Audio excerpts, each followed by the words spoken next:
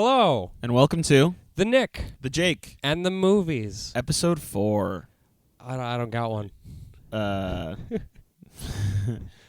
was none after Revenge of the No, that was it, right? Yeah, that was George it. Lucas just made the 3 prequels. And then nothing else. And then nothing else. Because there was nothing before that, so. No, yeah. It was just a phenomenon that happened. What, 1999, right? It's weird all the things that they reference, though. Yeah. That I we don't just know. never see. Maybe we'll find out. One day, yeah. One day. What's going on, Nick? I have seen a few things this week. I watched Terminator Salvation. Right. Which is the only Terminator I've seen. Is that really the only one? I think I've seen bits and pieces of other stuff, but that's the only one I remember actually watching. We're going to need to do a Terminator episode one day. Because Okay, yeah. I love that. I think you'll feel the same way I do about the first one, because you like Alien and you don't Yes. like Aliens as much. Exactly. And that's a lot of people say Terminator 2 is like the greatest action movie ever made. But I think the first one's better. Okay. Yeah. That's cool. It's crazy. There are a lot of weird theories about that first one. Uh-huh. Because there's a time paradox. Right, yeah. Technically. But that I know the whole story is whatever it's called, the machines, and John Connor is the one who rises up, right? in Salvation. Yeah. Or just in general. Just in general. Well, because the first one, all of that is just implied. Oh, okay. Well, it's talked about. That's why but it's Arnie not gets shown. sent back, right? To Yeah, kill John Connor. To kill John Connor, Right, yeah. okay. But it's all talked about, but you don't really see any of it. There's like a split second of a flashback. And Kyle Reese is sent back to protect the woman that he would eventually fathering the child of. Okay. And right. and that's what the paradox is. He sent his own father back in time to to father him, basically. Right. But the theory is that because in the first one, you hear on her voicemail a call about a second date. Okay. Like saying, our first date is great. So a lot of people theorize that is... Kyle Reese? That is just John Connor's actual father. Oh. And John Connor and Sarah Connor believe that Kyle Reese is the father, which gets rid of the paradox. Wasn't there a TV show? Yeah, I think it was the Sarah Connor Chronicles. That sounds about right. It was apparently good. You didn't watch it? I watched maybe an episode or two, but I didn't get into it.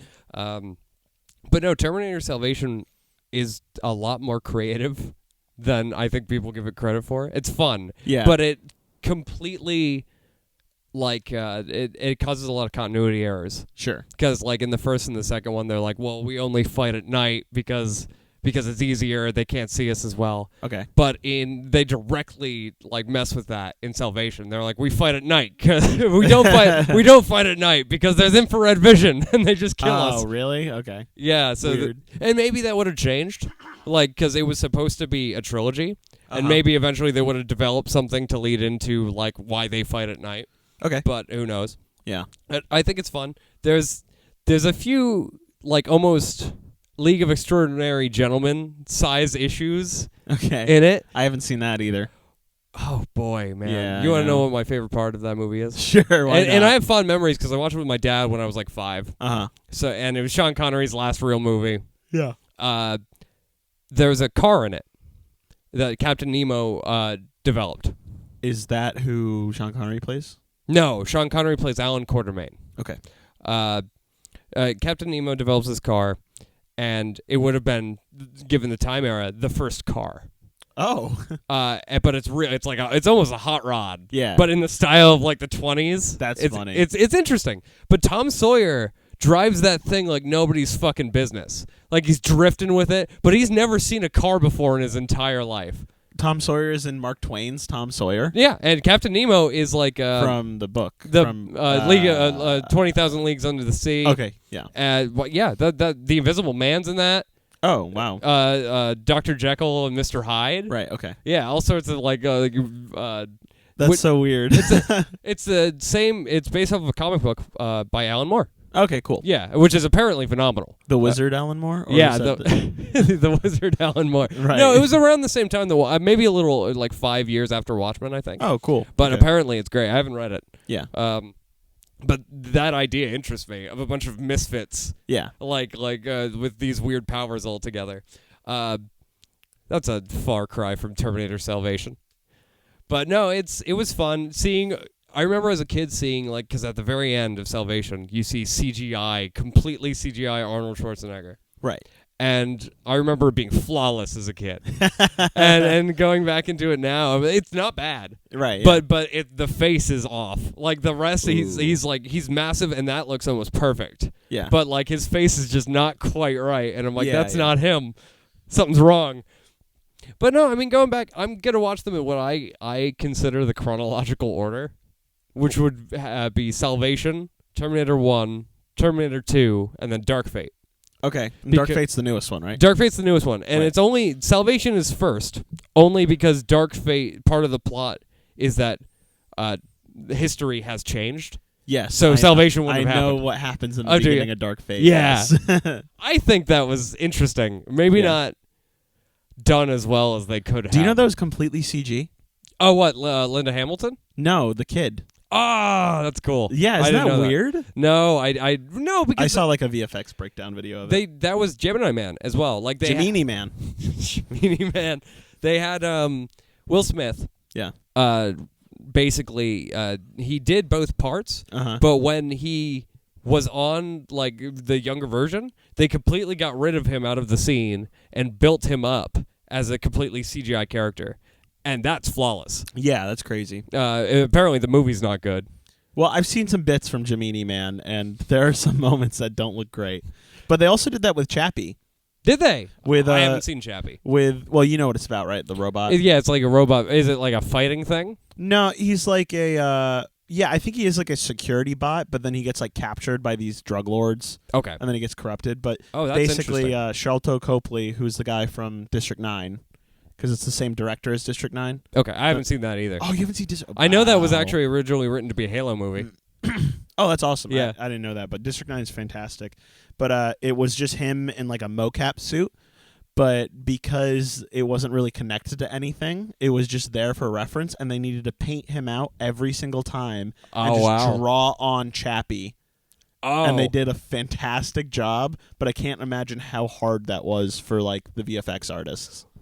Thinking the opposite of that, I think, would be interesting to talk about Charlie and the Chocolate Factory.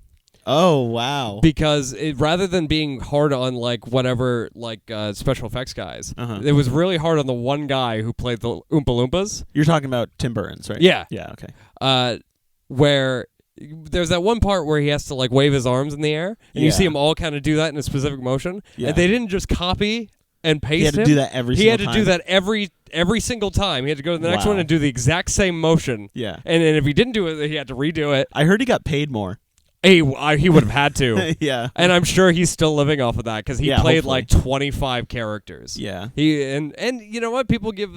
I watched the Red Letter Media review I was just watching it this morning, too. I didn't finish it, but it was great. They gave the new one a lot of shit. And oh, yeah. It deserves it. Some parts, absolutely. Yeah. I think others are fun, but I loved learning that Johnny Depp had based his interpretation of that character off of like a local TV show, like kids TV show host. I thought that was great. I thought that was really interesting. I think it works so well for us. Like we as like early to mid 20-year-olds can appreciate it because when it came out we were probably like what 10. Yeah, or something that's like fair. that. And I remember getting it on DVD and my parents just like putting it on for us all the time. Oh, me too. Yeah. Yeah, so it's like I feel like it's one of those things everyone around our age like saw it a bunch of times and nostalgia factors in to it heavily for us. Cuz I watched it when I was up in Maine. Did you enjoy yourself? A while ago. Well, we were drunk. Yeah. And it was very fun and stupid. Of course. Yeah. That's fair. Yeah. Well, I also watched Unbreakable. Nice, yeah. Which I think now, thinking about it now, because I watched it when I was like 10. Yeah. And I enjoyed it, like, from the perspective of, like, oh, it's a superhero movie. Sure. But, you know, as an adult, I'm like, it's a lot more than that. Yeah, definitely. Like, it's my favorite M. Night Shyamalan movie, I think, now. And... Really? Yeah. Well, because there are so many... I wouldn't have had the idea to even think about this. but so many scenes in that are just one long take. Yeah. A lot of it is just on Bruce Willis. Yeah. Especially in the beginning with the train scene. Yeah, and that's so well done where, like, they probably edited it in between, but, like, going back and forth between the seat is what the camera's doing, and it's very well done. But later, there is an entire scene between him and his wife that is, like, a minute, 2 minutes long, and it's Isn't it Patricia Arquette, his wife? I don't think so, no. No. But I could be wrong about that. Is it Toni Collette? I think it's Toni Collette. You might be right, yeah. Yeah. Wow. But it's just slowly zooming in on them, but it's a good 2 minutes of just them and no cutaways, and it's fantastic. But I want to talk about the ending. Okay. Because I think the ending is the funniest ending to any movie I've ever seen, and it's almost perfect. Okay. Like, honestly, this would be like one of my top 5 favorite movies ever made if the ending didn't make me laugh out loud. Right. Okay. And the ending in itself is almost perfect. Yeah. But then there's suddenly in like a vacuum, basically. Yeah. Okay. Suddenly, at the very end, there's like after the big reveal. You know, epilogues that will come up in titles, like it'll say like this is what happened to this character, like in the future. Sure. And usually when that happens, it's like years later, like this is what became of this person. Yes. But it's 5 minutes later, pretty much. Okay. And because there's the big reveal, like throughout it, you learn that he can like figure out what people have done by like holding on to them. Like Bruce Willis's character? Bruce Willis's character. Okay. He can learn the bad things that those characters have done. Right. And the whole thing is predicated on he is the opposite of the Samuel L. Jackson character. Like they're both something special, but on the opposite sides of the spectrum. Right. And like that is figured out because he is like from the title Unbreakable, and the opening is him in the train and it breaks, and like he is the only survivor on that train. Yep. No cuts, no bruises. And once he like figures out his depression is gone because he started doing what he was supposed to be doing, and that's being a hero. Yeah. And the Samuel Jackson character, Elijah Price, is very happy. He's like, well, one, I've done this. And like and you've learned your purpose. And he's like, now I think it's time for us to shake hands. And they shake hands, and it's revealed that he set up all of those things. Oh, okay. He set up all these horrible accidents to find Bruce Willis. Right. Even the car crash back in high school? No, that's not. Okay. No, he was just setting up massive, like, basically domestic terrorism. Okay. Kind of things. And just these, like, massive things where, like, tons of people died. And in each one, there was no survivors. And he wanted to make... Oh, because he wanted to try to find the opposite of him. Yes. With somebody who was unbreakable. And so he finds Bruce Willis. And Bruce Willis, like when it's revealed to that at the end, he's just like, oh my God, you killed all those people. Yeah. And Elijah has this very, like, I've learned, like, now that I've learned about you, I know that I am not a mistake. And it's very emotional. And then Bruce Willis walks away, and it starts to fade out. And what shows up on the screen is Bruce Willis called the police. Oh, really? Yeah, that's it. That's it? He alerted the authorities. That's it. Oh, my God. There was no big, like, superhero climactic battle. There was nothing. Bruce Willis went home, and he called the authorities, and Elijah went to jail. Who knows? Because Unbreakable came out before the whole wave of comic book movies that we know as today. That's true. And then Glass would do its own thing.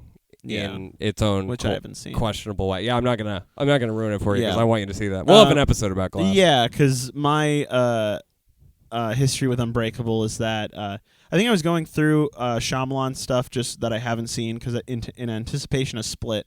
I think my favorite Shyamalan is probably Signs. Signs? Okay. I love Signs. I actually really like The Village too. I don't mind The Village at all. I'm a big fan of The Village. I mean, the twist is kind of dumb, but, you know. I liked that twist, but I was a kid when I saw it. Sure. You know, so I'm... But I watched Unbreakable about 3 weeks before Split came out, and I really enjoyed it. I thought it was really cool. And then when I was in the theater watching Split, for most of it, I was like, this is stupid. Why can he do all of these things? This is so dumb. And then the ending happens, and it shows Bruce Willis, and I'm like, oh, I like this movie now. This is good.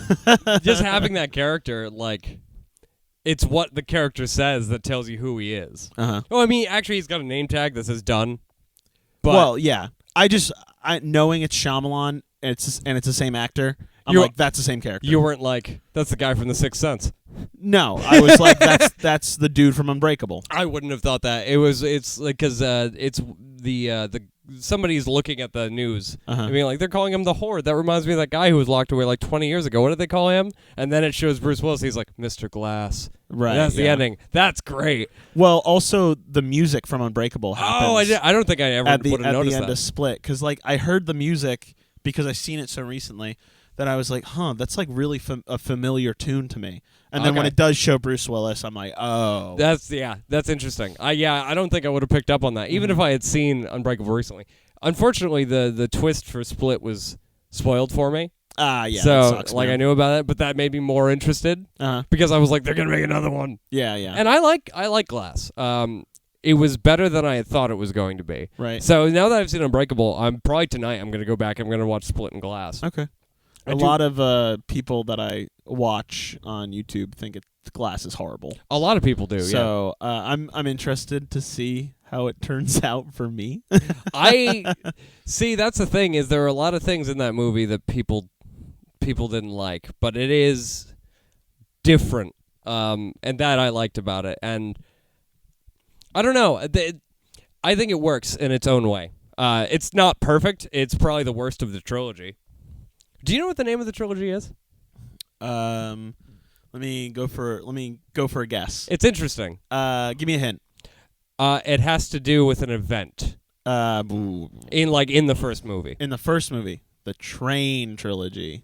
You are very close. Trainwreck. No, it's called the 177 East Rail trilogy. Oh, okay. Because that's the train that he's That on. was basically the same thing. More specific. Because that gets talked about again in Glass. Okay. Like that, because the whole thing with Elijah.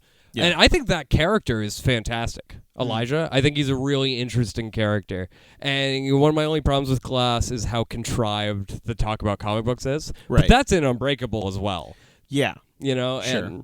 And that's okay. Like there's a lot of in Unbreakable. There's a lot of Elijah's mom being like my son tells me that there's also two types of villains that you could see in these kind of things. Yeah. And, it's just very held, yeah. But a lot of people who may go see that movie might not have been into comic books, so I guess that might be necessary. Because what did he make before? Did he make Sixth Sense before Unbreakable, or was Unbreakable before? I actually have no idea. I think Sixth Sense was beforehand. Okay, yeah. But I actually have no clue.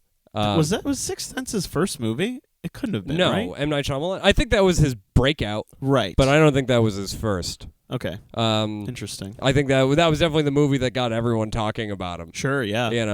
But I don't know. Yeah, that was my week. What about you? Let's see. Where did we leave off? So last Tuesday. I haven't really been doing much. So recently you gave me a, as you put it, very late Xmas present. Yeah. And it was the Criterion Collection Blu-ray of my favorite movie, Inside Llewyn Davis, which is very good. Thank you very much for that. And I watched that. I watched all the supplementary stuff to it. Interesting stuff. Yeah. There's the behind the scenes that's inside Llewyn Davis. Yes, which is I know about that. Amazing of a title. And then there's this documentary called Another Day, Another Time, and it's an hour and 40-minute long film documenting the concert that they held in New York City Town Hall with a bunch of folk singers performing songs and songs that inspired songs in Inside Llewyn Davis. That's so good. It was excellent. Like I've been listening to, like on the way bringing you to my place to record, the songs we were listening to were songs that they performed on the concert. So it was very nice. Let's see, what else did I watch? Well, I guess then we watched Brick. We watched most of Brick with our friends. Yeah. Some things happened that caused us to not be able to finish it, but no, and they were very warm to it. A lot more than I thought so. That was very nice. Yeah. That was a lot of fun. It's definitely not a movie to watch while 4 drinks in, 4 or 5 drinks, 2 shots in, 2 shots in. Yeah, and then we paused it to take another shot, and then we just never finished it. Which I guess is our fault. Funny how that happens. But no, we're going to have to give that another attempt soon. Yeah. But that was a lot of fun, yeah. It was so good. I love Brick. And then I think that's about it for my week. But there was also something that I watched that we were going to talk about for our main topic. Mm-hmm. The PlayStation 5 reveal event. Yeah, this is so we're going right into it. Yeah, let's do it. I'm interested. I don't know. I'm definitely not going to get it on launch. I don't think. If the money is there for me, I might. Yeah. I don't know. Cuz do we know when the next Xbox is coming out? We don't. About the same right? time. Oh, is it? Holiday, okay. yeah, because the Xbox Series X, I think is what it's called. Okay. Is coming out around the same time as PlayStation. Because they got to do it around the same time, or else it's one just overtakes the other. I always prefer the look of the Xbox. Really? Have you seen the looks of both of them? Yes, I have. I think I love. The thing is, the Xbox, even the Xbox original, it's always been ugly. Yeah. But I loved it. What's his name? The guy who runs Microsoft. It's Bill Gates, right? The guy who runs Microsoft. Yeah, like all of Microsoft. He might have stepped down. Oh, did he? Or he might have Okay. retired. I'm unsure. I might be wrong about that. But I don't think it was necessarily him because I doubt he has a lot to do in the gaming department.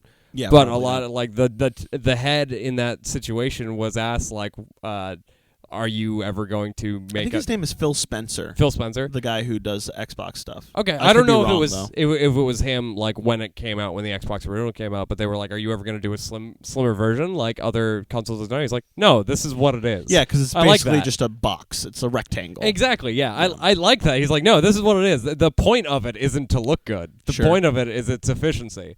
And I like that a lot. What do you think of the look of the PlayStation 5? Oh, God. It looks like the hilt of a sword in a fantasy game. It looks very... I don't want to say elegant because I don't think I like it. Okay. But it's original for a game system, which is interesting. But I don't care how it looks. That's not why I'm going to be buying it. It's like I've never bought a skin for any of my consoles. Oh, really? I've done that. I've never bought the one game specific console I bought was just because it was cheaper than getting a brand new just off the thing because it had come out last year. It was still brand new. It hadn't been used, but it was for a game that I didn't care about anyway, which is it was the most recent Call of Duty. So I have a camo PS4. Right, yeah. Oh, you know what I do like about that? What? Certain parts of the camo are shaped like the PS4 controller. Oh. Which is fun, yeah. But that is cool. I only got that because it was cheaper. Sure. I've never cared about that kind of thing. So the fact that the Xbox Series X is just this pillar doesn't bother me at all. Yeah, it looks like a computer tower. Yeah. Which is basically what they're going for. I personally think the PlayStation 5 looks sexy as hell. I think it looks so cool. Very curvy, yeah. It's curvy as well as forming a V with the two white pillars going up and out a little bit. PlayStation 5. So I think there's a lot of care put into the design of the PlayStation. I wasted money. Wrong, completely wrong. If I'm gonna spend $500 on a console, I at least want it to be a thing that looks sexy when you walk into a room, rather than just a black box. I guess that's fair. I like that there's the digital only. Do you know about that? The digital only version. I don't like that idea. I'm not gonna buy it. I'd rather have the disc drive, and even though it's gonna cost maybe $50 to $100 more, I would still spend the money. Oh, on the disc drive? Yeah. That's going to cost $50 to $100 more to more have the than disc likely, drive? Because without the PS5 has officially lost my money. You're wrong. Without the mechanics and that's more bulk, that's more parts, that's more ingenuity for software design and hardware design. It's definitely going to cost a little bit less. I guess that's fair. I think it's like this thing with the Nintendo Switch and the Switch Lite, where one of them it has a dock that you can connect it to, and the other one doesn't have the dock and it doesn't have the things that come off. Okay. It's less features, less money. That's fair. I don't know. I don't think we should get rid of disk drives because I think that's going to reach a point. That's why I own so many. Yeah, you're a things staunch hardware collector. Exactly. Yeah, my pride and joy is my collection of movies. Yeah. And like if I were to convert that to digital, which I could because I have the codes for all of them, like I could make it just a solely digital collection. Yes. But I don't know. I get maybe it's fear of eventually not having internet in some situation I in my completely life. understand that. So like I'd much prefer to have a hard or just copy. servers going down. Yeah, exactly, and then as well. It's like, well, then what are you going to do? All the games you bought are null and void unless you have them installed on your thing as well. No, I completely agree with you. That's why I would be okay to spend the money on the disc drive. And also, there's been a lot of rumors about backward compatibility. That'll be interesting. So if those rumors air to be true, I'd much rather buy the discs for like old PS2 or PS3 games and put them right into my console than have to go on the PlayStation Store and search through catalogs, and maybe they don't have the game I want to play, but it is actually still available, and then I'm stuck with a digital thing. Yeah. But yeah. No, that's completely fair. I think know. we're on the same page with that. With that, yeah. I don't like the idea that I'd have to pay more money, but I would. It's the same thing with Xbox. If it ends up being like one has a disc drive, one doesn't, I'd probably pay a little bit more. I think it shouldn't. I don't think it's a pay more thing. I think it's instead looking at the digital and being like, oh, I can pay less. Oh, I see what you're saying. Yeah. Well, that's the thing. Is like I hate that idea. I don't know why that bothers. Oh, you know why that bothers me? I use my PS4 exclusively for movies. Movies, yeah. I think that's why it bothers me. Yeah. Maybe it's just my own personal collection. That's why I completely agree with you, because I think people our age who own these type of consoles, they use them as an all-in-one everything. People don't own DVD and Blu-ray players anymore. A lot of people who buy movies and spend like time watching them have a console and will use that console for Netflix, Amazon, watching movies, everything basically. I'm a dying breed. Well, I'm going out. I do like buying discs. It's just that sometimes I'm just like, it's easier.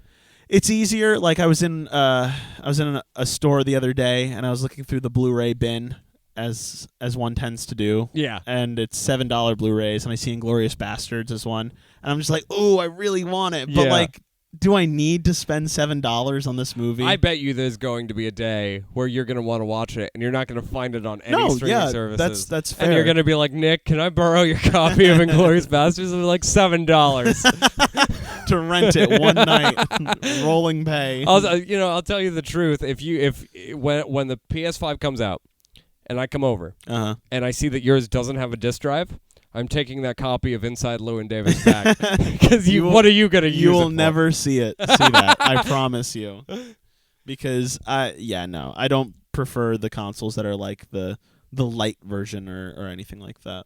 Fair enough. Yeah. I don't either. But I'm excited. Like, I'm always excited for the next generation. I was thinking about it earlier because I was just like, didn't they just come out with the PS4 and Xbox One? But then I was like, I was in high school when that happened. That was a lot longer. That was than junior year for us. Yeah, 2013. It was. So that's crazy. Yeah, man. How long these consoles have been out. I'm pretty sure PS2 came out 7 years before that, too. That makes sense. Yeah. I think PS2 and the N64 are my favorite consoles. Just because of the games I played. Probably nostalgia. Yeah. Because, like, Donkey Kong 64 I would play nonstop. Yeah. Like, I love that game to death, and PS2 had the most games ever made for his system. PS2 was my go-to. I was always a PlayStation kid. I never had I didn't have a Nintendo system until I got the Wii, and then I started going back and playing old GameCube games. Because you could do that with the Wii. Yeah, you could. That's how I played a lot of older stuff. Yeah. I would... I had an Xbox, too, I think, eventually. You know what GameCube... But it took me a while. Oh, an Xbox? Well, the thing is, like, I remember because it took me years to actually get a 360 or a PS3 after they came out. Sure, yeah. They were fucking expensive. They were expensive, yeah. I'm pretty sure the PS3 might have gone for like $700 when it first came out. So I was stuck with PS2 games. Don't quote me on that. I couldn't. I don't remember. But I remember like I was watching TV with my dad, and a commercial came on for a game, and I don't remember what it was, but it looked amazing, and I was so excited, and then it was just like Xbox 360 only, and I was like, no! Oh, weird, huh? Yeah.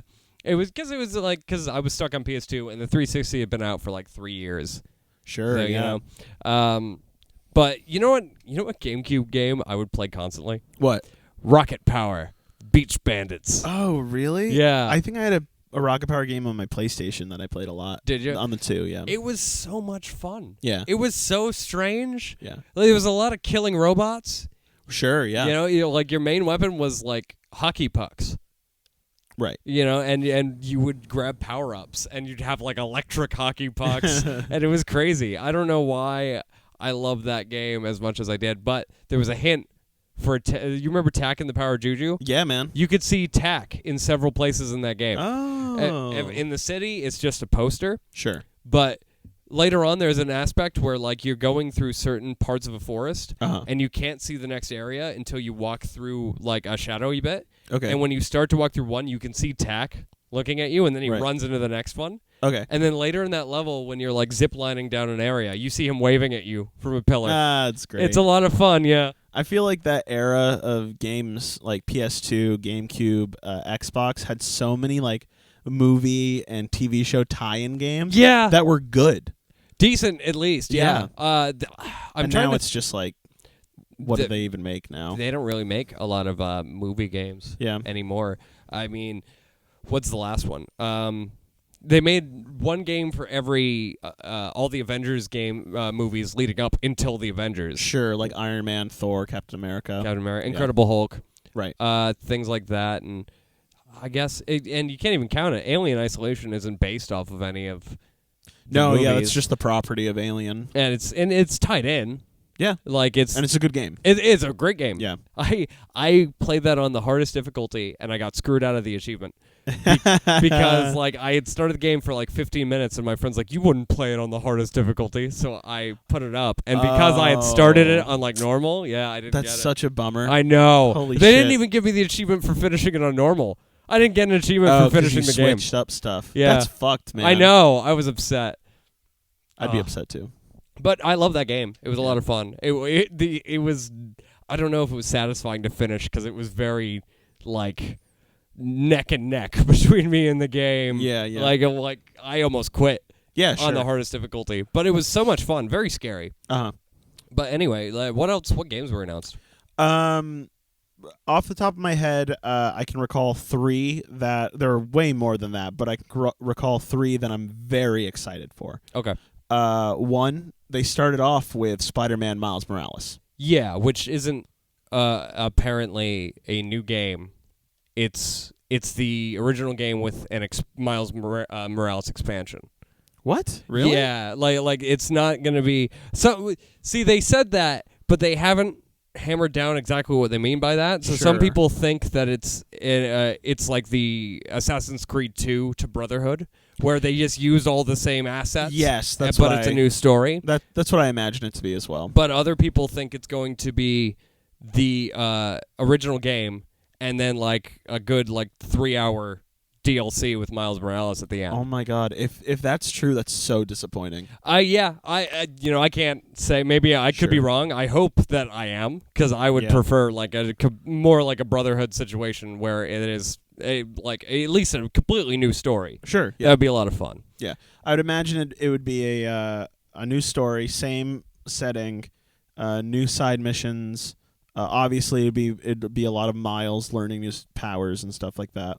Yeah. But then I wonder about this the collectibles, because the collectibles in Spider-Man were like take pictures of landmarks, catch pigeons, and all that stuff. It's like, are you going to do this? Are you going to do the same thing? Are you going to do something different? Like, what's the deal? You could do variations on the pigeon one. Yeah. Pictures you couldn't really do. You could, but you'd need new landmarks.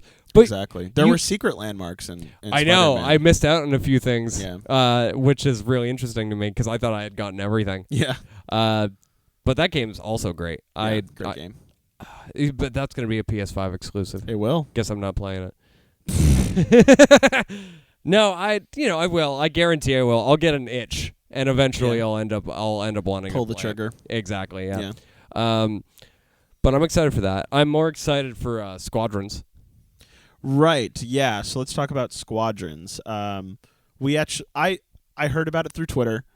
Facebook is how I. Facebook for you. And I was like, yeah, this is really cool. I never watched the trailer, but we just watched the trailer before hitting the record button. Mm-hmm. And what are your thoughts? I mean, I wish we got gameplay. Yeah. But I'm excited because my favorite part of Battlefront 2 was the Starfighter Assault. Right. Apparently we're getting gameplay in a couple days, but great, yeah. No, it was my favorite part, and apparently it's going to be similar. If not, I hope not the same, because I'd like it to have its own flavor. aspects. Yeah, exactly. But apparently it is going to be very similar, which is good because I love the flight controls in that. Yeah, I think they pretty much nailed it down. Mm-hmm. Oh, it's so perfect for me. Yeah, I played a little bit of Battlefront 2 as well, but you played so much more than me. I played a ton. That was my favorite online game. I would play it nonstop. It's the only online game I've ever reached maximum anything. Yeah. And I was the maximum rank that you could get, and God, I loved it to death. Mm-hmm. I still play it occasionally, but not nearly as much. Yeah, sure. But no, I can't wait for that. One thing that I'm disappointed by, at least from what it seems like it's going to be, is I am sick of them sticking in one era. Sure, yeah. Like so much as in the original trilogy. Yep. And that seems exactly where it's going to be. It's supposed to be after Return of the Jedi, is what I heard. So it's gonna see, I don't. So it's like the same thing as Battlefront 2. Yeah, and that doesn't change anything for me because the aesthetics for the Starfighters from original to the sequel trilogy are the same. Yeah. Like all the TIE fighters are almost identical, and all the X-wings are almost identical. I hope that once you beat the game, you can go back and play the levels in different ships. Do you wish it was in prequel?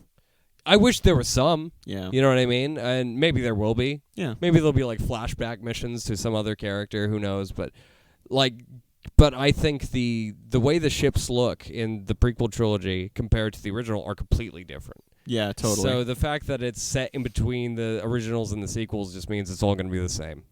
Which that upsets me. But I'm still down for the new game. I think it'll be a lot of fun. Yeah, the thing that really gets me excited is I am not a big online multiplayer guy at all. I'm much more of a story guy, and hearing that there is a story mode in this does perk my ears up a little bit. I'm very interested in it. Yeah. It'll be a lot of fun. I just hope I think the problem with the story in Battlefront 2 was that it didn't feel that separate from the online gameplay. And there was nothing in there that was original to that story, gameplay wise. Yeah. All of it that is in there is in the online. So it just felt like I was playing online with bots. Yeah, exactly. Yeah. So that bored me. But I liked the story. Yeah. And I liked how you got to see at the end of it, you got to see what it was like for Kylo Ren to go into somebody's mind. Sure. Because that was fun. Because I always wondered about that when you saw the movie. Mm-hmm. So that was interesting. And getting to play as, all those characters was also fun. Seeing what they're doing in between. Yeah. That was running fun. into Luke. Yeah. Getting to play as him for a little bit. Yeah. Killing a bunch of weird bugs on an alien planet. That was fun. But no, I'm looking forward to Squadrons. I wonder if it'll tie into anything. Yeah, maybe. Who knows? Yeah. Moving on, another big game for me, one of my favorite game series of all time, announced it almost looks like a remake, but it is the same game, is Demon Souls. Oh. Which is the precursor to the Dark Souls trilogy. Yeah. Which I haven't played. You haven't played any Dark Souls? I played the first Dark Souls for an hour, and then I was like, I'm going to play a Spider-Man game instead. And that's what I did. Did you play Bloodborne? I played Bloodborne for about a half an hour. Okay. Not my type of thing, but I'm going to be going back and trying those things again. Because going from Star Wars, Jedi Fallen Order is the only game with that combat that's similar to Dark Souls, where it's like Dark Souls Light. Exactly, yeah. Where I was like, oh, okay, I get this more. Yeah, I'm a lot better at it. I went back after completing Fallen Order. I did it on the hardest difficulty. Yep. And got everything. I was like, I could probably competently go and play those games now. So I might try to. Once you sit down and really understand the systems of Dark Souls and understand everything, I think there's a moment that clicks for you, and then you can just do it. Okay. Oh, I see what you're saying. Yeah. I love those games. I've played every one multiple times. I think Bloodborne might be my favorite. But that's not a hot take at all. Everybody loves that Everyone loves Bloodborne. If you don't love Bloodborne, I don't know.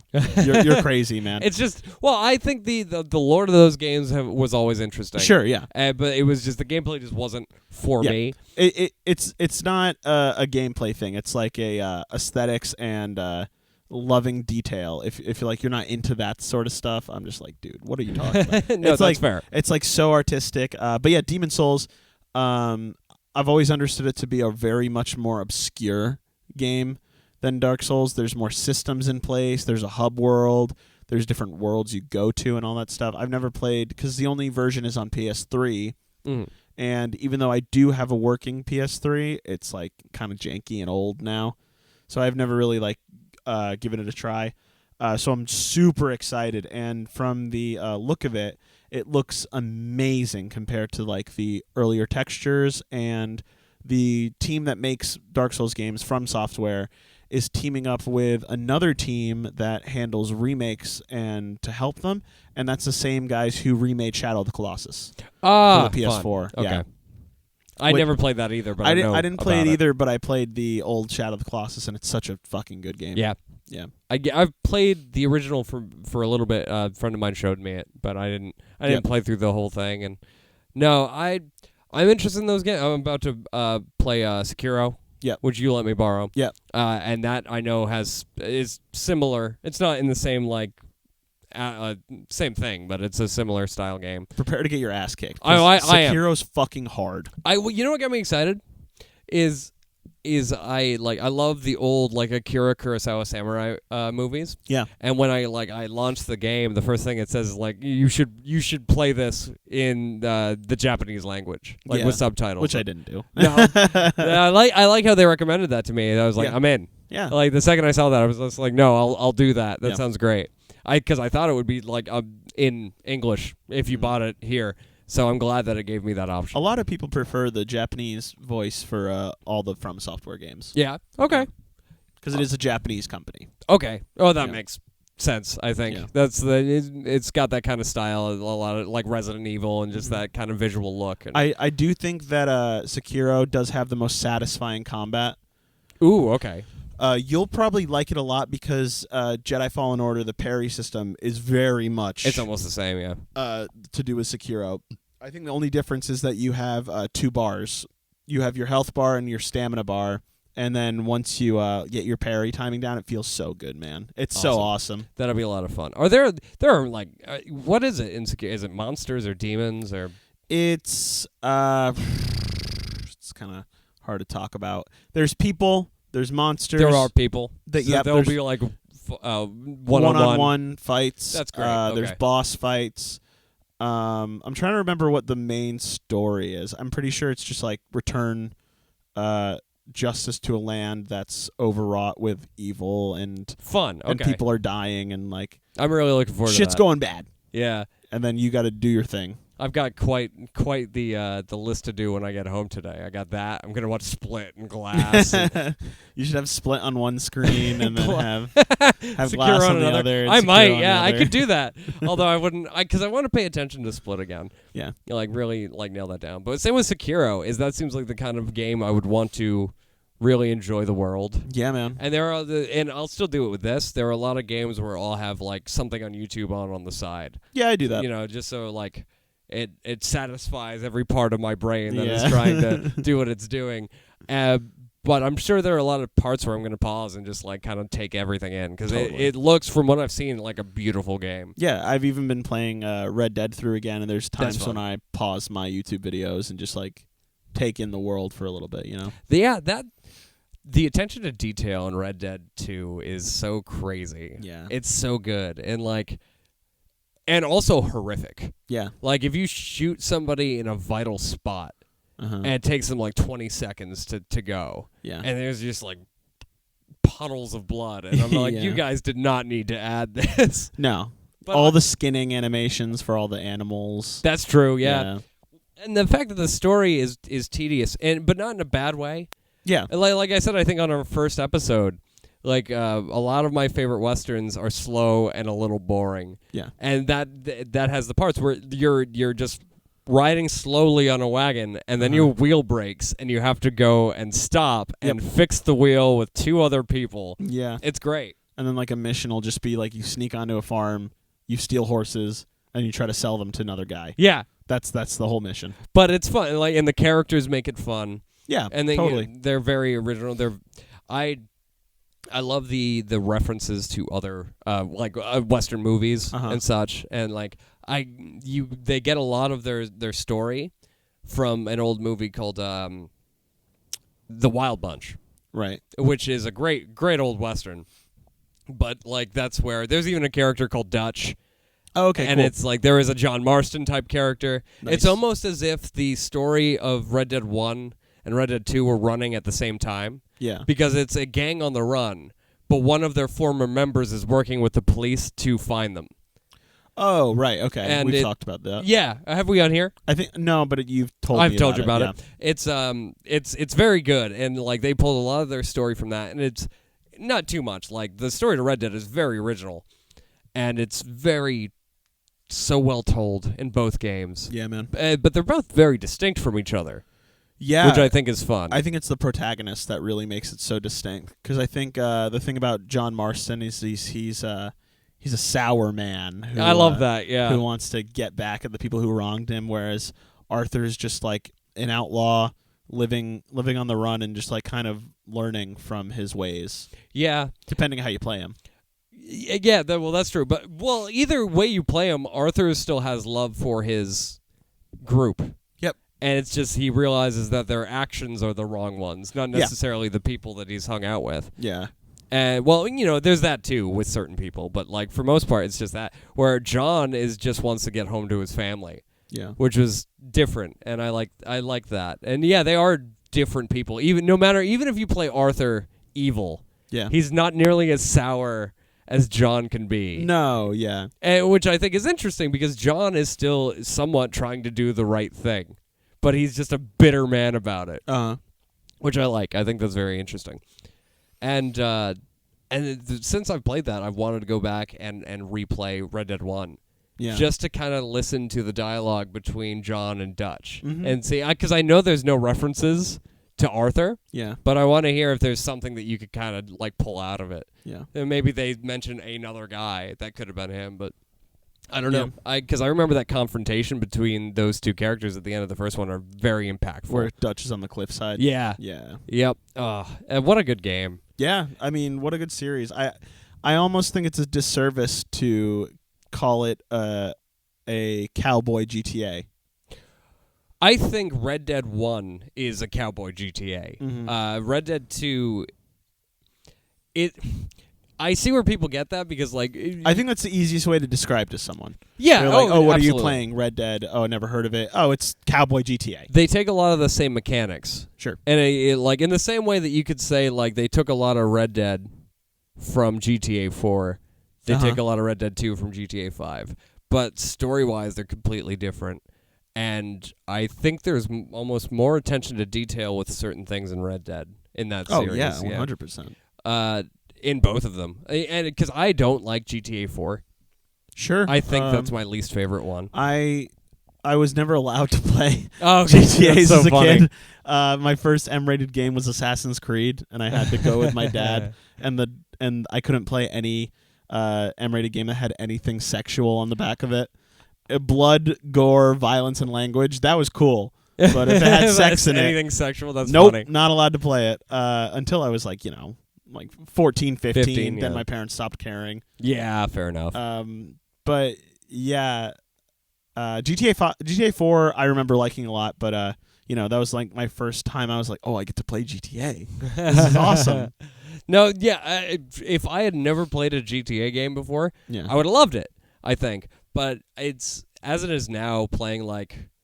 I don't think I could go back and play it now. No, yeah, fair enough. Like the trilogy, not the 1, 2, and 3, but the trilogy everybody knows, like 3, Vice City, and San Andreas, which you can still go to Walmart and buy a triple pack on the PS2 for. That's crazy. On PS2? On PS2.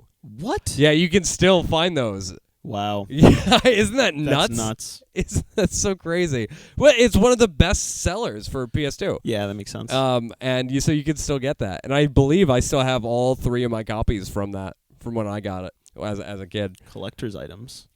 Yeah, I mean, I don't have the box anymore. Well, never mind. Exactly. Trash. Throw it in the trash. Yeah, you know what? I've decided. Fuck collections. I don't need them. Yeah, I I'm don't gonna need get anything digital. Yeah, I'm gonna convert to digital. Yeah. That's what it took. GTA. Yeah. But no, I love those 3. I love the spin-offs. Yeah. Spin-offs are a lot of fun, and then GTA 4 was very meh for me, and then GTA 5 was a lot of fun. Yeah. I think it's a good game. It's a very good game. And they keep on doing shit for it. They opened the PS5 Live event with GTA 5 online shit. Apparently, it's the biggest. It is the most successful type of playable media ever. I 100% believe that. It makes complete sense. And the online community for it is still thriving, I'm pretty sure. Yeah, it's still going, and they're still adding things every month or so, and I'm pretty sure that came out 6 years ago. No, it came out almost 7 years ago. Yeah. I think you're right because 2013. I turned 17 and I was able to get it. Oh, yeah? Yeah. Nice. Yeah, it was 2013. I think it was the first game I ever bought on my own. Aww. For M-rated. That's funny. My first paycheck, I just splurged on a bunch of games. I got Rare Replay. Nice. And things like that. And Rare Replay's great. Yeah. That's just so much fun just to go back and play all those because I'm an old platformer nut. Yeah. I like Conker's Bad Fur Day, yeah. which I should not have been allowed to play at that age. But, I think that's part of the reason.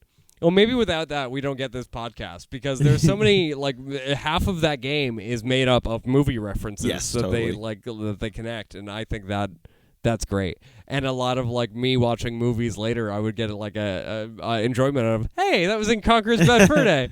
Hey, Conker's Bad Fur Day came up with that. They stole this from Conker's Bad Fur Day. What do you mean Ridley Scott did it first? Yes, so there was that, and then the last game I wanted to really mention was there was this really weird horror-themed game happening, and it was people in the woods, and there was a mom reading a story to a little girl, and a dude with a shotgun, and I was like, this is so strange. Why does this give me such familiar vibes? Evil Dead. That'd be great. I Well, love an Evil Dead game. Well, close. And it kept on going, and I was just thinking to myself, is it this game? And then the title came up, and it said Village, and I was like, oh. Isn't that the new Resident Evil game? Yes. Oh, yeah. It's it said Village, and I literally was just about to type, is this Resident Evil? And then Village came up, and I was like, oh, never mind. So I deleted it, and then it flashes, and the V, the I, and the 2 L's only show up, and it puts 8 out in Roman numerals. That's great. And then it flashes again. It says Resident Evil, and then it ends with seeing Chris Redfield again. Oh, okay. That's aged fun. up, and it follows Ethan again from Resident Evil 7. Oh, that's great. Yeah. So that game looks so cool, and people are theorizing that there's this one creepy old man who talks to you sometimes with a hat and sunglasses on that they think that's the new merchant. Ooh, fun. Resident Evil 4. And also there's a thing about how Resident Evil 4 remake is coming as well. It wouldn't surprise me. And I think a lot of people are talking about how they're going to use assets from Village for Resident Evil. For Resident Evil 4. Okay. Which makes sense. It does. That almost most of Resident Evil 4 is in different villages. Yeah. I've never finished Resident Evil 4. I have the remaster. That's crazy, man. I think I played that game 8 times. Yeah, people love that game. I've never finished it. The best way I ever played it was playing it on the Wii. Yeah? It was so much fun because it's the pointer. That's crazy. Oh, I guess that's fair. And you just shoot things, yeah. There's a fourth thing I'm doing. I Split, Glass, Sekiro, and Resident Evil 4. On the Wii. On the Wii. So I'll find out. I have to go buy a Wii. I have a long day. Do you know how hard it is to buy a Wii nowadays? I'm sure it's nuts. It sucks. Well, I got a long day ahead My parents got rid of the Wii, and all I want to do is play Wii Sports. Aww. All I want to do. Oh, I'm so sorry for you. I'm going to go home and play Wii Sports. Yeah, you still have my Resident Evil 2 remake. That's true. Well, that's the thing is I've been waiting for you to come over because you guide me through that game. Sure, yeah. Because you're close to the end. Too. Am I really? Maybe 2/3 of the way through. Okay. Yeah. We could knock that out one day then. Yeah. No, because I I could figure that stuff out. Uh-huh. But it would take me so much longer. So I'm like, Jake, what do I do? Yeah. And I'm like, okay, the key's over there. And that's why I think like Resident Evil 3, I would probably enjoy more on my own. The remake? Yeah, because it's more straightforward. Yeah. I want to play it. It's just I've heard that it's very short. Okay. And right now it is on sale for $40, but I just can't justify $40 for a 8-hour experience. I usually, like, if a game has the right gimmick, Sure, I'll still go for that. Yeah, but it's literally just Resident Evil 2. Oh, again. How to play it. But it's more like an action game. It's more like an action game. You can do like rolls and shit, but Yeah. it's all about personal preference. Some people would say that they would pay $60 for it, but my right own, now I wouldn't. if it was my own money, I think I would buy Resident Evil 3 full price before Resident Evil 2. Okay. Yeah. I would just have more fun with a game I could just run through. Yeah. Without like too much thought. And which is funny because like I either prefer that or a straight up puzzle game. Like Sure, yeah. Portal 2 is one of my favorite games ever, but Yeah. is things like I've played through the first Resident Evil, the very original. I needed a guide. Did you do the remake? Play the Yes, remake? that's what Okay, I played, yeah. Me too. But I needed a guide for some parts. Yeah, because totally. it's so nuts. It's just this one big puzzle. Like find and search for everything. And things you find early in the game you don't need till the end. And it's crazy. That's what I really like about Resident Evil. Yeah. That's why I think I like 2 more, because it is one of those things where you're in a giant building, walk around until you find a thing, Yeah. and then something else happens, and then you got to do that thing, and then it just like leads you on little side quests that you have to figure out on your own, and I really appreciate that. I loved gameplay. Resident Evil 7. Yeah, man. 7 I was love great. 7 as well. I have all the DLCs. Like playing poker. Right. That's crazy. Like basically like every time you lose a hand, you lose a finger. Until you actually lose a hand.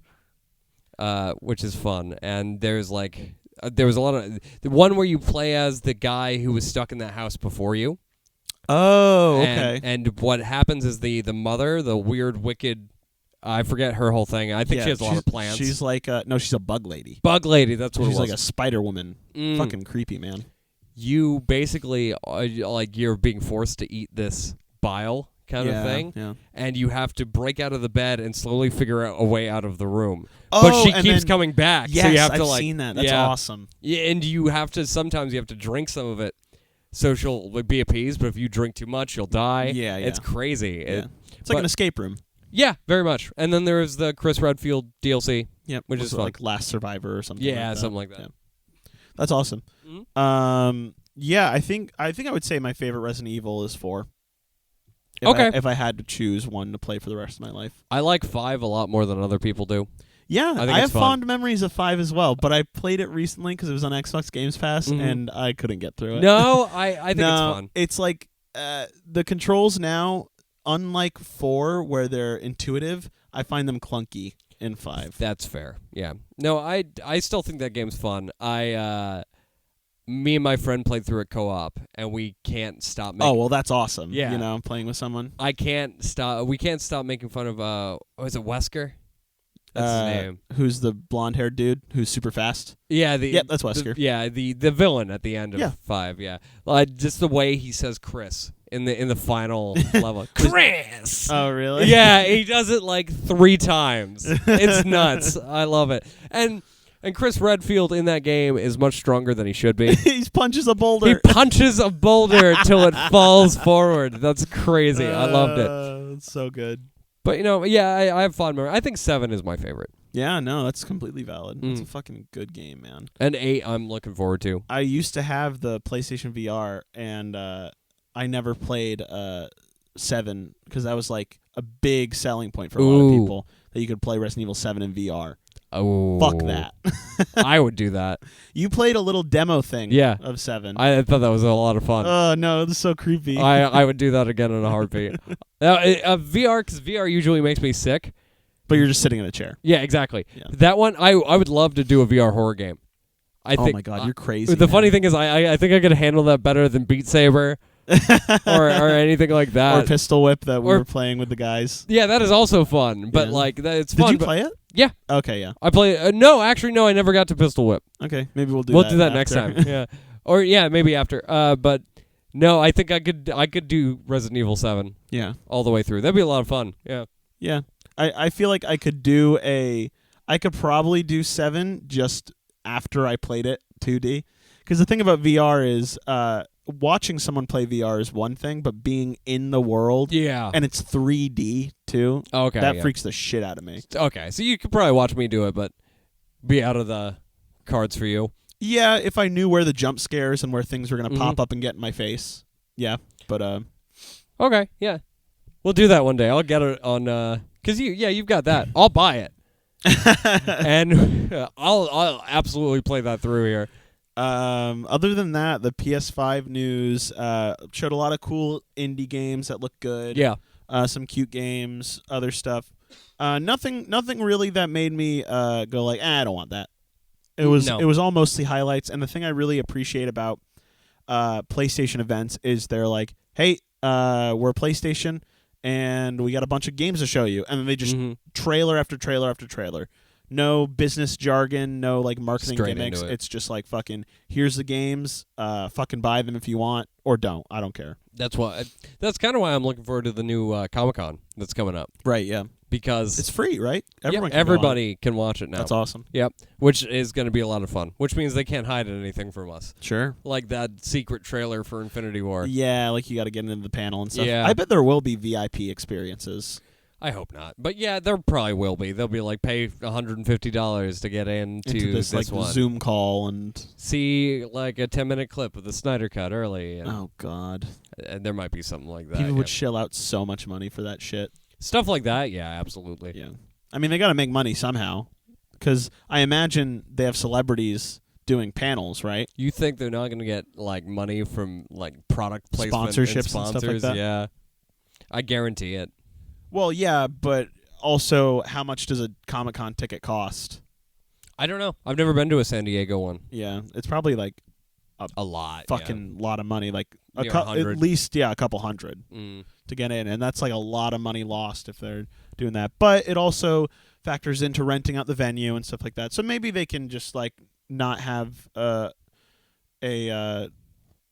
buying anything, and it's just all based on product placement and stuff like that. I don't know. Yeah, I will find out as it goes. Yeah. Yeah. When is that? Sometime in July. I believe it's near the end of July. Yeah. Okay. I'm looking forward to it though. Yeah, that does sound cool. It's always like the big moment where we find out what the next few years are. But there is going to be less because we've missed out on movies like Black Widow and such. Anything else you want to talk about video game wise for a little bit? No, I'm good. You got anything? Yeah, I kind of just wanted to discuss my like experience with video games. I think some of my favorites. You talked about how you're a big platform guy. Mm-hmm. I can echo that in the sense that I like the PS2 platform guys. I also like Conquer. Not Conquer. I'm sorry. Crash. Crash, and Spyro. Crash and Spyro. I have the remaster for PlayStation 4 for both of them. Me too. Yeah. I love the Jak and Daxter series. Yeah, those are also fun. Third one's the only one I didn't finish. Oh, the third one is probably the best one. You think so? Yeah.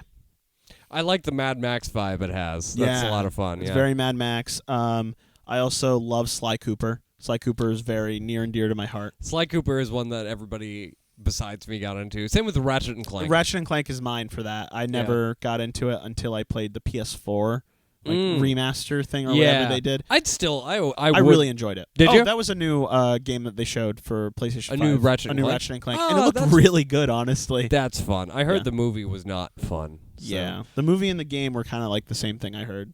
Oh, yeah. In the game, all the cutscenes were from the movie. I hate that. Yeah. Yeah. But yeah, other than that, video games, man. Yeah. The Jake, and the video games. In the video games. That'll be our spin-off cast. Yeah. Yeah. Well, no, we need something video game related. Resident Pod.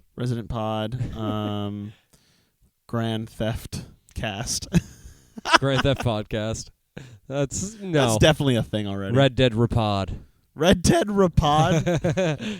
That's not bad. It's pretty bad. All right. I think we should transition to our favorite topic.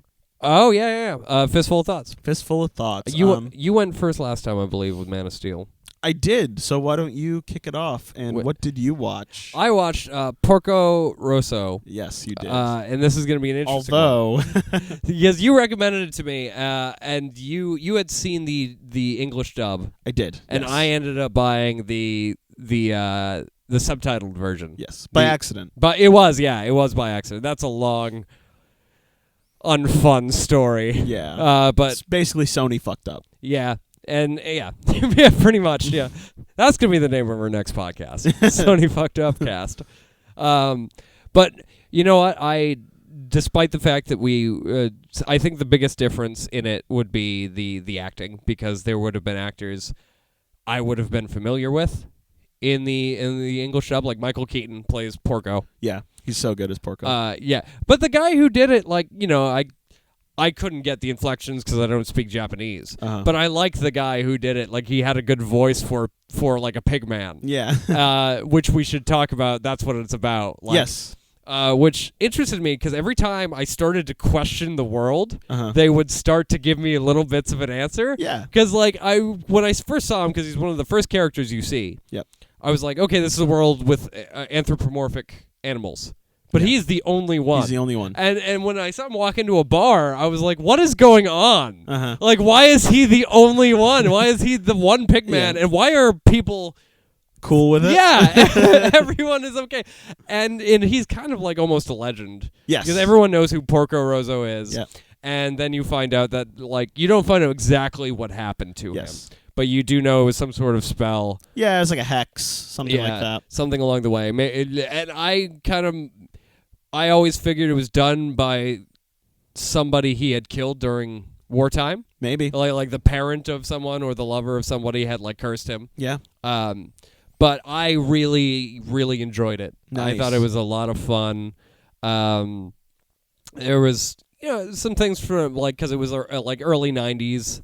And it was made for both adults and kids to enjoy. Yeah. So there's some stuff that maybe doesn't hold up, but for the most part, it's really fun. And there was one part that really I started to tear up for. Okay. And that was the flashback of him in the war, and he should be dead. Yeah. But he kind of ended up going above the cloud, and he just sees this, like, what's supposed to be a bunch of stars, but you find out are all dead fighter planes. Yeah, man. And, like, all the planes next. I'm getting chills just it's you talking great. about. It's such a good moment. And I like how he even questions what he saw. Yeah. Because the girl, Theo, I think her name was. Yeah, Theo. Was just like, well, you saw them go to heaven. And he's just like, for all I know, that was hell. Yeah. You know, because, like, we were like murderers. War is hell. Yeah, it was war. It's like they had to kill people to get it going. And I also like that it wasn't just his side that was up there. Like, everybody who was in a fighter plane from any other country was also there. It was a very good moment. Yeah. Do you think he was turned back to normal in the end? I do. Yeah. I don't think there's any other explanation. No, yeah. For he, like, hides his face a little bit. He hides his face, and the guy's like, wait, let me see your face. Yeah. And so, like, and he doesn't. He just walks away. I think the funny thing is he likes being a pig more than he likes being human. He kind of embraces I think he's gotten used to it, yeah. And, yeah, he does embrace it. I think he would like to be a human again. I think he just doesn't want to admit that. Yeah. But I think he has a lot of fun being this, like, almost mythic pig man. Yeah. And I think that's... that almost in a completely different sense, it reminds me of Chucky. Oh. From the Child's Play movies. Okay. Because when it gets to Seed of Chucky, when he's about to win, because throughout all those movies he's trying to get back into a human body, he's won, basically. Right. He's about to get into into the body of a famous man, and he stops. And he stops his wife and his child from also... they end up doing it anyway, but he's like, no, because if I'm a man, I'm just a man. Yeah. As a doll, I'm a legend. Which I love. Like, it's the only moment where That's a funny comparison. It reminds me of that, just in the idea that they both have embraced what they have become. Sure. In no way are they similar characters. Yeah. Although we should sit down and watch a bunch of the Child's Play movies one day. Yeah. I think that could be fun. That's one of my favorite horror movies. Okay. But it becomes very referential after a while. The first three are horror movies, and each one gets a little schlockier. Yeah. And then 4 and 5 are straight up horror comedies because they've completely figured out what they're doing. Sure, yeah. And then the last 2 go back to like the style of the first one in horror. And those are my favorites. Okay, so you're going to get mad at me. That's I've watched kill counts for all of the Chucky movies. Mm-hmm. And do you know what I mean when I talk about that? Yeah, like YouTube, it shows how many people he has killed throughout that movie. Sure, but it's also like a summary of the movie. Oh, okay. So I've seen all the movies. Not really. Yeah. But the only one I've actually sat down and watched was the newest remake. I have not. That's the only one I haven't seen. I thought it was so bad. I'm glad it failed. Yeah. Because the Don Mancini... Wasn't it Mark Hamill? It was Mark Hamill. Yeah. Which I think could have been awesome. And maybe it is because I haven't seen it. But Don Mancini was very upset when they announced that. Because he was like, I have a plan for another movie and a TV series. Yeah. And if this goes forward and it's successful, I guess I can just say goodbye to all that. And his plan for the next movie, I can't wait. I hope it gets made. Yeah. Well, you don't have to worry because it was bad. So. Well, that's the thing is, Don Mancini's next movie, he wants it to be Chucky versus Nightmare on Elm Street, basically. Chucky versus Freddy. Oh, really? But his idea, I was afraid when I heard that because I thought, like, that fight would look ridiculous. Sure. But the idea of it is Chucky shows up on Elm Street. Yeah. And him and Freddy become fast friends. Oh, they're buddies. They become buddies, and it becomes a situation of this town ain't big enough for the two of us. I see. So they have a competition to see how many, like, who can kill the most teenagers in one night. Oh, okay. I think that could be a lot of That'd fun. Be fun. Yeah. Sounds schlocky. Exactly. But that's the point. Yeah. Is like that you can't add Freddy Krueger to that without making it a little schlocky. Yeah. But you also need the original actor to play him. Like Robert Englund is perfect for that. But no, back to Porco Rosso. I loved it. I really enjoyed it. I thought there were some great moments. Dialogue was very good. We had those 2 different line readings where it's Michael Keaton for you says he said he's on the phone with Gina and he's like, oh, I got to go to Italy. Mm-hmm. And she's just like, no, you can't go, like they're looking for you. And he just says, sorry, baby, gotta fly. And I prefer the subtitled version where he says, sorry, a pig's gotta fly. Yeah. I love that. He does reference pigs flying in the American version as well. Good. Yeah. I love that line so much because it took me a second to realize the joke he was making. And I was like, that's great. Yeah. But, overall, it was very good. It was very heartfelt, more than I thought it would be. Yeah, man. And yeah, I loved it. It's got a lot of heart to it. I love the ending confrontation between him and what's the actor's name? The character. Yeah, it's Donald something. Is it? Yeah, you only find that out because they call him Mr. and then his last name. But when there's a poster at the end, it says Donald and then his last name. Okay. But I love the ending of him and Porco having a dogfight, and Porco not on the defense, but just not wanting to take him down. Not wanting to kill him. And then eventually... I had something to say about that. Okay. I love how he's an honorable dog fighter. Like, he is the most honorable dog fighter. Uh-huh. But the second that their feet hit the ground, he is a dirty fist fighter. Yeah. I thought that was amazing. I love the fist fight because they're just, like, saying things to each other and just whopping on each other. That reminded me of the original Dragon Ball. Oh, because there's a point in that where there's a tournament, like a martial arts tournament, and it's Goku when he's still a kid. Sure. Fighting his master, Master Roshi. Yeah. But he doesn't know it's Master Roshi. Master Roshi has disguised himself. So he can get all the money without everybody being like, you're Master Roshi. Yeah, you're a fucking master. Get out of here. And Goku almost kicks his shitting. Okay. Like it's almost an even fight. Yeah. And at the end, it's whoever can stand up. Yes. Until the end, just like in Porco Rosso. Porco Rosso. Only they would have to stand up for at least 10 seconds rather than getting up before the 10 seconds is done. Yeah. Because in Dragon Ball, Goku gets up until like 8 seconds. Oh, and then he falls. collapses. Oh, and then Master Roshi gets up. And he wins all the money. Yeah. He gets all of it. Yeah. And Master Roshi... his name is Curtis. Curtis, yeah. It was Donald Curtis. Okay. Which I think is a strange name. Yeah. But whatever. I love that. And I liked...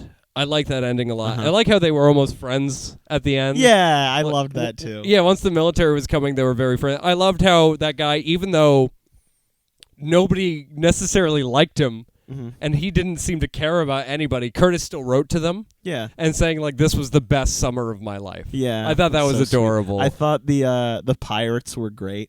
Yes, they were. How they were like kidnapping people, but immediately their engine gets shot down, and then all like the little girls that they kidnap start like that was swimming, adorable. and they're like Porco, and the pirates are like, no, come back on the ship. What are you doing? And when Porco got all the kids, I love how all of the pirates waved to them very like goodbye. Yeah, the little kids are like, bye pirates, and they're like, oh, okay, bye. And the ending when the pirates like set it up and they have that moment where they all want to take a picture with Theo. Yeah, it was adorable. And they're all just huddled in, and then right before the picture happens, the head pirate like punches everyone out of the them way. all over. Yeah, that was great. I love how it freezed to show you what the picture looked like. That was fun. Yeah, very much. I also like how I wouldn't say Porco's a misogynist, but he's think close. Yeah, he's close to it, and I think he doesn't have as much faith in women. Whereas by the end of it, he does. He does, yeah. Yeah. It's a nice little arc, and it's also really cool that like the whole basically the whole community of women come together to make his ship, and it's like the best ship ever. I love that too, and I love how like he's the only person at first who has a problem with her being like a woman ship designer. Sure, yeah. Because like even at the end, the head pirate was like, I don't like him. I like you. Keep building your ships. Yeah. I thought that was adorable. But no, I liked it. I'd give it like an 8.5 out of 10. I think it's real solid. It's a very heartfelt movie, I feel like. Feel good. Yeah. But I think with that, you want to talk about the one I gave you? A very not feel good movie. Yeah, well, I would argue the opposite, but in its own way. It's a very dark romantic comedy. I think the way you felt about The Lobster is how I was afraid of that about Harold and Maude, which is my movie. Although I liked Harold and Maude. I thought it was good. I just think a lot of the themes were too dark. For me, the topic of suicide okay. No, that's fair. Isn't a great topic to think about, and definitely I was watching it and it definitely had me in a bad mood. Oh, I see what you're yeah. I don't agree that character should have done that. Yeah, like what she did. Like I don't think she should have killed herself. I wasn't even talking about that. No? I was just talking about himself? Him just like faking his suicides a bunch. I liked that. That's one of my favorite aspects of that movie because of when he talks about why. That's when I turned around. Yeah, that's when Harold started talking about his life at school and that incident that happens, and he comes home and he's like, I decided I like being dead better than I like being alive. It clicked, and I was like, okay. I get why he's doing this and why he's a fucking weirdo. Yeah, exactly. He's you never. One thing I noticed on the rewatch, because I wanted to like get a better idea of it in my mind before I had you watch it, was I personally think that because you don't find out much about him, I think Harold's father was incredibly mentally ill. Okay. Because they say one thing about him in the entire movie, and it's after like the first two fake suicides, right? That Harold does. They're at dinner with other people, and Harold's mother talks about his father, and she says he also had a flair for the theatrics. I remember we went to France once, and he went out for cigarettes, and he was arrested for swimming naked in the Paris Channel, and wearing a pair of mauve water wings. Right. Which I love how she delivered that. She's like, wearing a pair of water wings. Mauve. I love that very much. Yeah. I think he was very mentally ill because you never find out why he's not there. Yeah, you don't. I think he committed suicide. You think so? I think that's what happened, and I think that's part of why Harold does what he does. Sure. I think that had a profound effect on him. Yeah. But that's my own interpretation because you never know.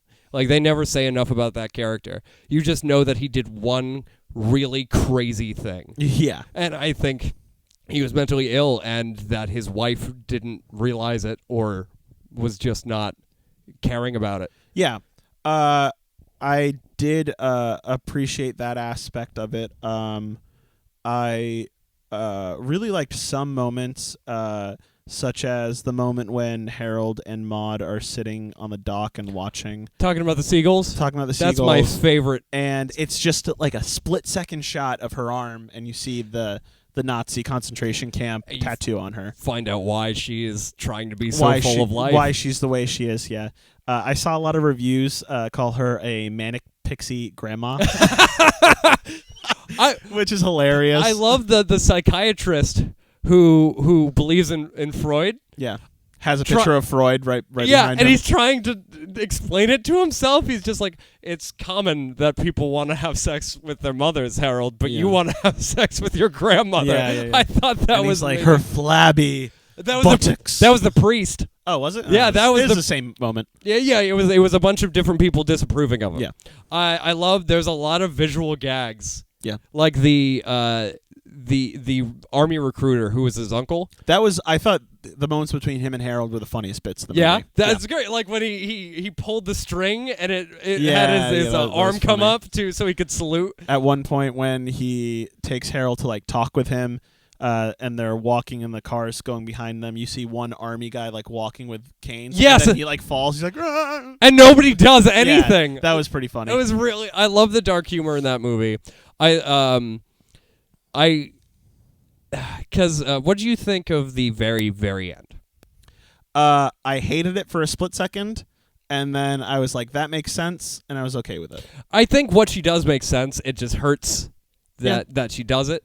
But for that character, it makes total sense that she would do that. Because she's been hinting at it throughout the entire movie. Right. In the beginning, when they first go meet each other at a funeral, she mentions that 80 is the perfect age to die at. Okay, 75 is too young, and 85 is too old. Yeah.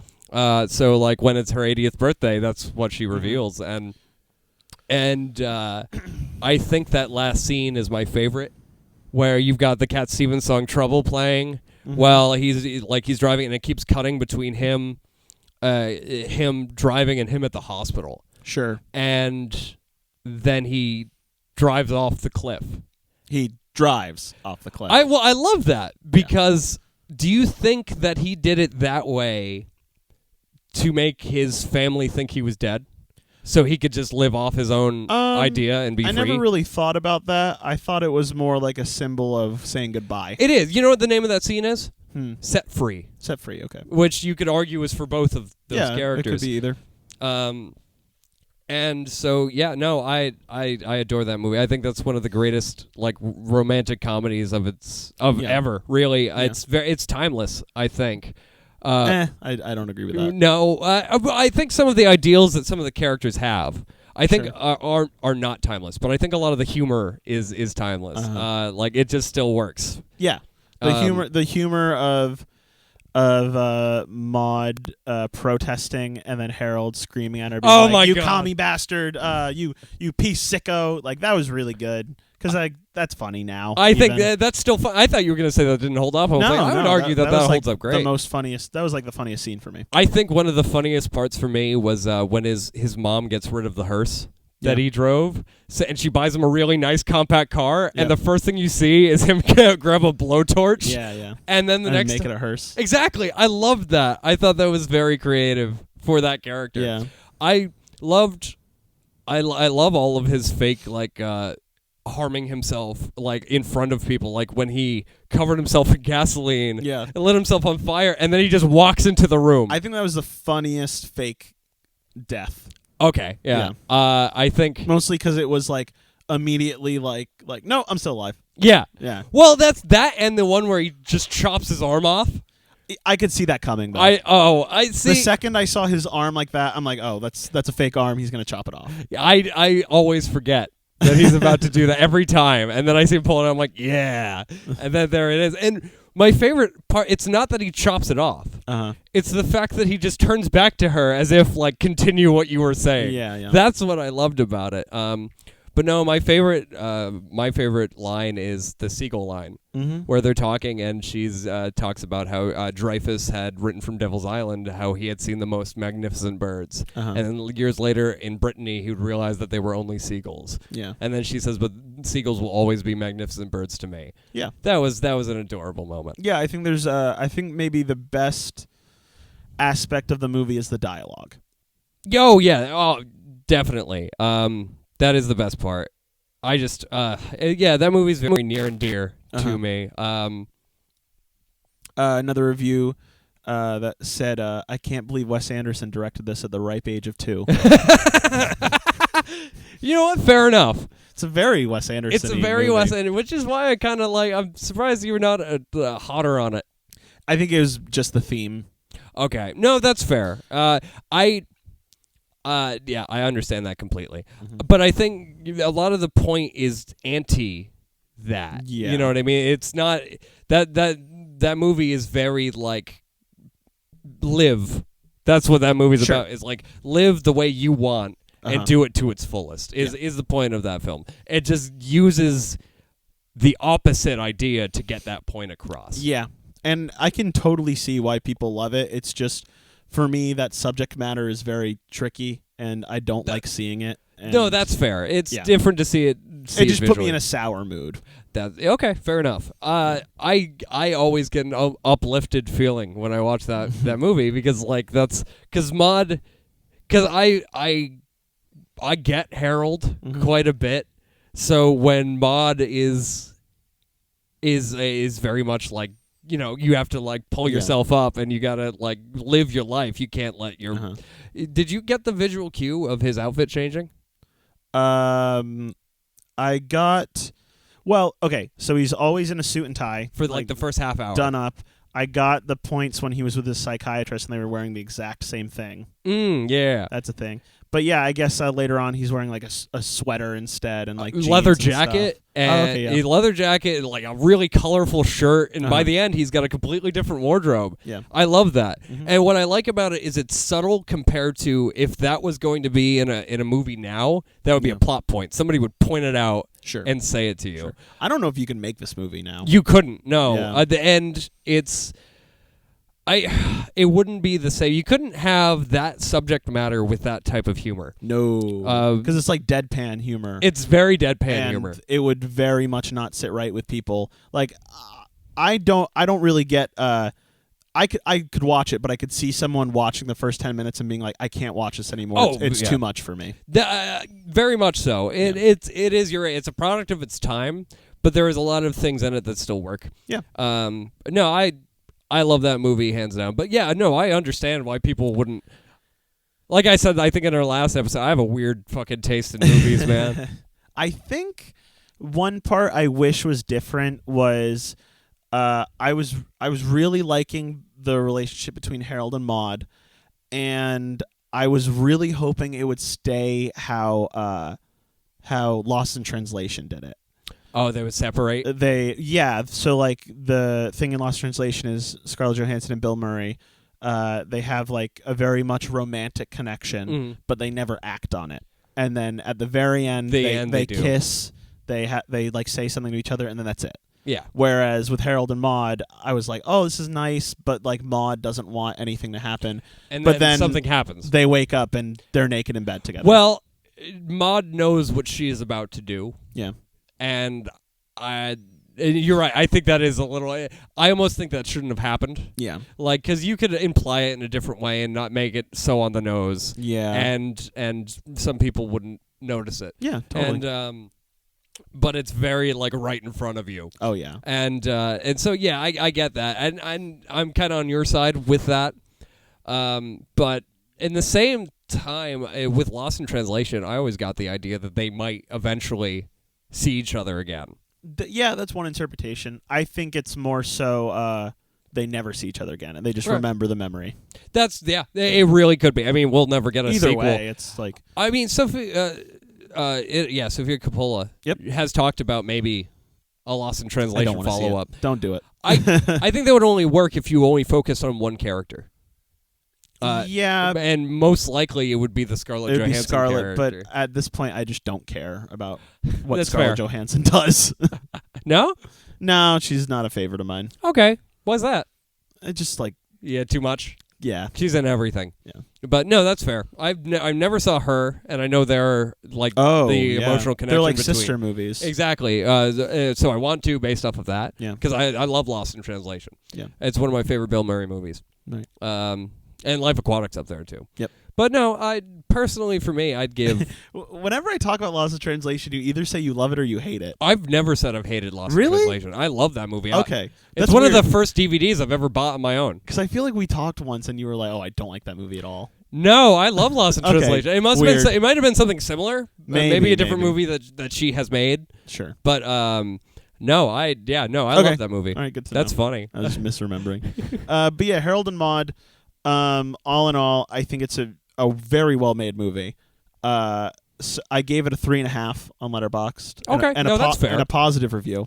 That's funny. That's pretty much what I gave Lobster, just with a negative review. I didn't say anything about it on Letterboxd, but and so like I would say it's probably like an 8 out of 10 movie wise. For enjoyment wise, for me, it's maybe like a 5.5, 6. Okay. Yeah. No, that's fair. That's the same with the Lobster. That's completely fair. I would say the same. This is my Lobster. Very competent, but not for me. Yeah, exactly. Yeah, that's 100% fair. I'm glad you've seen it though. Yeah. Yeah, I'm glad you watched it. Because I love that movie. Yeah, no, I'd give it a 9. I watched it too. Let's check it off for another Criterion movie I've seen. A classic. Yeah. I'd give it a 9. Nice. A 9. Yeah, my favorite. Favorite romantic comedy. But I think that wraps that up. Ooh, what's my favorite romantic comedy? Is it Lost in Translation? It might be. Yeah, Yeah. I love Lost in Translation so much. That's like a romantic dramedy. Yeah, so is Harold and Maude. So no, that's fair. Yeah, there's nothing deadpan about Lost in Translation though. Yeah. There might be moments with Bill Murray just like talking to Japanese people and he's just like he's just annoyed. Uh-huh. Yeah, that's fair. Yeah, no, that's fair. I'd have to rewatch it, but great movie. It is, yeah. But yeah, I think that wraps it up. Yep. Recommends. Well, we usually discuss recommends right beforehand. But you saying you haven't seen Her yet. You think? Oh, Her. I think I might recommend that for you just because I have the Blu-ray. Okay. So you could just borrow it from me. Okay, that sounds good. Yeah, it's. Are you afraid I'd end up watching the Japanese subtitled version of Her? You know what? Spike Jonze loves that shit, so maybe he did it. Is that who made that? Yeah, Spike That's Jonze. Cool. Okay. And do you know the connection between Lost in Translation? Yes, the writers. Or no, was it Spike Jonze and Sofia Coppola were married? They were married. And divorced. And each one is their interpretation of their marriage. Yeah, kind of. Which I think they were still together during Lost in Translation. Okay. I think that's very interesting. Yeah. So yeah, no, I'm very down for that. I might have a double feature of Lost in Translation and Her then. Yeah, that'd be a great fun. Double feature. What do you got for me? Then going back to the other few movies that I've recommended to you before that, because I got a few serious ones down like in the tube for you later. Okay. But 1978's Superman. Ooh, okay. Yeah, that I'm very curious about your interpretation of. Okay. Because I like it a lot. Yeah. But it is schlocky. It's very 1978. I might like it a lot. I think you'll have fun with it. Yeah. And it's it's very like earnest. Yeah. And it's a lot of fun. At least for me. And I like that one. Christopher Reeves is a great Superman. Yeah. And Dick Donner kind of got screwed out of the sequel. Right. So, I think you'll enjoy it. Yeah, man. I need to watch more older movies anyways, so that's an exciting watch for me. Okay, sounds good. What are you going to do this week? Well, like I said, I'm going to watch Split in Glass. Nice. And then I'm going to look at a split pane of glass for a while. Very cool. Right after you can compare them.